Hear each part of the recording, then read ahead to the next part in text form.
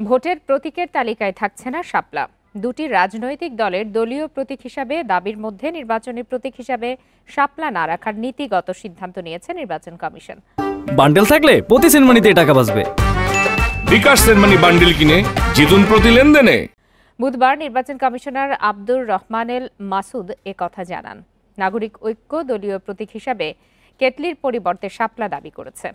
একই সঙ্গে নতুন রাজনৈতিক দল জাতীয় নাগরিক পার্টি এনসিপিও দলীয় প্রতীক হিসাবে শাপলা চেয়ে নিবন্ধনের সময় আবেদন করেছে। শাপলা জাতীয় প্রতীক হওয়ায় কোনো রাজনৈতিক দলের জন্য নির্বাচনী প্রতীক হিসাবে তা বরাদ্দ না দেওয়ার এই সিদ্ধান্ত নিয়েছে নির্বাচন কমিশন। ত্রয়োদশ সংসদ নির্বাচনকে সামনে রেখে এবার আগের ৬৯টি থেকে বাড়িয়ে অন্তত ১১৫টি প্রতীক দল ও স্বতন্ত্র প্রার্থীর জন্য বরাদ্দ করার কথা ভাবছে নির্বাচন কমিশন।